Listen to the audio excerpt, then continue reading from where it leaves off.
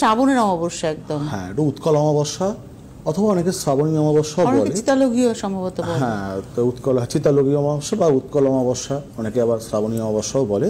যাই হোক, সামনে 24শে জুলাই 106তম।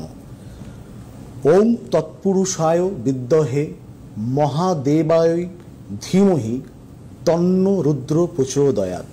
আজকে হচ্ছে শ্রাবণের পয়লা, তাই মহাদেবের গায়ত্রী মন্ত্র জপ করে আমি এই বক্তব্যগুলো আজকে রাখার চেষ্টা করব, কারণ গুরুত্বপূর্ণ জিনিস ঠিকঠাক যেন আপনাদের কাছে পৌঁছয়। এই মহাদেবের গায়ত্রী মন্ত্র আপনারাও প্রত্যেক দিন ঘুম থেকে উঠবার পরে সিদ্ধ চিত্তে 10 বার করে অন্তত জপ করবেন। বিষয় হলো, যখন সমুদ্র মন্থন হচ্ছে, যখন হলাহল বিষ যখন নির্গত হলো, তখন দেবতা এবং অসুর প্রত্যেকে কিন্তু বিষের যে একটা রোষানল, সেখান থেকে কিন্তু অনেকে অসুস্থ হয়ে পড়লেন। তাই ব্রহ্মার নির্দেশে ভগবান মহাদেব যখন এই হলাহল বিষ পান করলেন, এই যে জগৎ সংসারকে বিষাক্ত এই বিষ থেকে কিন্তু তিনি রক্ষা করেছিলেন, যার জন্য কিন্তু তার অপর নাম কিন্তু নীলকণ্ঠ। কেন এই কথা বললাম? কারণ ভগবান নীলকণ্ঠ কিন্তু আমাদের যেই এই বিষাদময় জীবনযাত্রার যে বিষাদময় যে পর্যায়গুলো দাম্পত্য ক্ষেত্রে হয়, কখনো সম্পর্কের ক্ষেত্রে হয়, কখনো অর্থনৈতিক পেশাগত জীবনের ক্ষেত্রে হয়, আমরা জানি যে ভগবান শিব কিন্তু অল্পেতেই সন্তুষ্ট। তাই শ্রাবণ মাসের কেন ওগুলো বলছি, কারণ আজকের মূল আলোচনার দ্বিতীয় পর্ব হচ্ছে কালসর্প যোগ খণ্ডন। আমি আগের দিনই বলছিলাম, কারণ এই কালসর্প যোগের জন্য বিভিন্ন রকমের সমস্যা আমরা হয় সেটা কিন্তু জেনে এসেছি। সেটা বৈবাহিক ক্ষেত্রে হতে পারে, সেটা কর্ম জীবনে হতে পারে, সেটা সন্তান লাভ হওয়ার ক্ষেত্রে হতে পারে, পারিবারিক জীবনে হতে পারে, মামলা মোকদ্দমা গুপ্তশত্রুতা প্রত্যেকটি আছে। তো এই কালসর্প যোগ খণ্ডন করবার জন্য এই শ্রাবণ মাস কিন্তু প্রশস্ত সময়।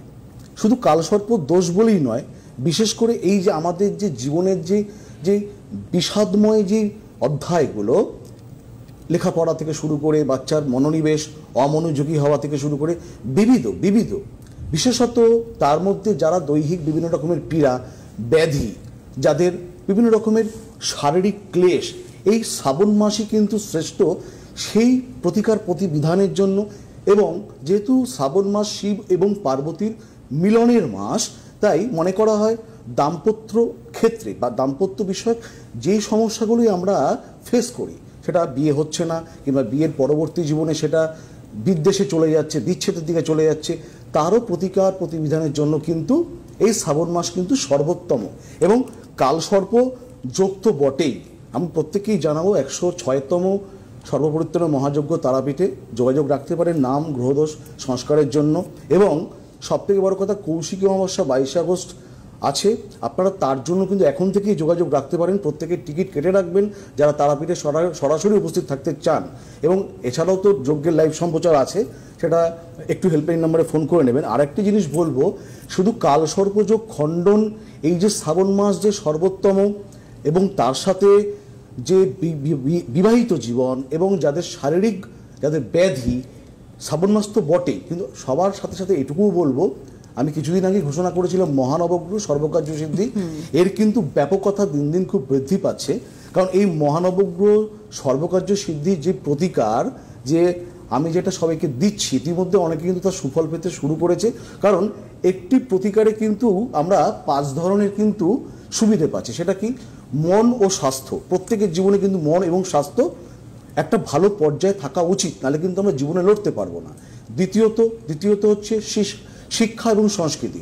আমি বুনিয়াদী শিক্ষায় যাই না কেন, পুঁথিগত শিক্ষায় যাই না কেন, কিংবা ব্যবহারিক শিক্ষাতেই যাই না কেন, শিক্ষা লাভ কিন্তু আমাদের করতেই হবে। এবং তার সাথে কমিউনিকেশন স্কিল, সংস্কৃতি, আমাকে সব কিছু সম্বন্ধে ওয়াকিবহাল হতে হবে, সেটাও কিন্তু সেই মহানবগ্রহ সর্বকার্য সিদ্ধি আপনাকে প্রদান করবে। তৃতীয়ত হচ্ছে পেশাগত জীবন। সেটা আমি ব্যবসা করি, কি আমি কোনো বেতনভোগী কর্মচারী হতে পারি, কিংবা আমি কোনো সেলফ এমপ্লয়ি হতে পারি, সেটা কিন্তু আপনাকে প্রচণ্ডভাবে সাহায্য করবে। এবং চতুর্থত, যে কোনো ধরনের প্রণয় জীবন, সম্পর্কের নাশ, বিবাহিত জীবন বিয়ের আগে পরে, বিয়ে ঠিক হয়ে কিন্তু বিয়ে কিন্তু ভেঙে যায়, এবং বিয়ের 1 মাসের পরেও কিন্তু দেখুন একটা ছাড়াছাড়ি পরিস্থিতি তৈরি হয়। তা এই সম্পর্ক, বিবাহিত জীবন, প্রণয় আপনাকে প্রচণ্ডভাবে সাহায্য করবে। পরিশেষে আপনার গৃহসুখ বাস্তু জীবন, যেখানে বাড়ি শেষে আপনি বসবাস করবেন শান্তির জন্য। হ্যাঁ, দেখুন মানুষ মনে করে, দেখুন প্রত্যেকটি মানুষ কিন্তু মরণশীল, কিন্তু সবথেকে সমস্যাটা কি, আমি দেখেছি, মানে এটা প্রত্যেকের ক্ষেত্রেই হয়, যে মানুষ মনে করে সমস্যা আমার হয়তো আসবে না, আমি সমস্যার বাইরে।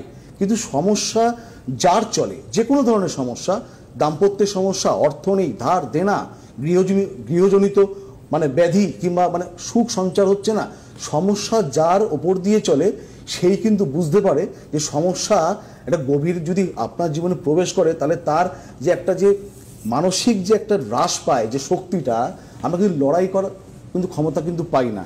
তাই বলবো, সমস্যা হওয়ার আগে কিংবা সমস্যা যদি প্রাথমিক অবস্থায় থাকে, তাহলে কিন্তু আমাদের গ্রহ সংস্কারের পথ কিন্তু বেছে নিতে হবে।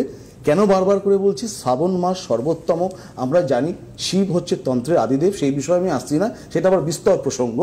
শুধু বলতে পারি, যারা কালসর্প যোগ, আমি 12টি কালসর্প হয় সেটা আমি আপনাদেরকে বলবার চেষ্টা করব এই অল্প সময়ের মধ্যে। আমাদের একজন বন্ধু আছেন।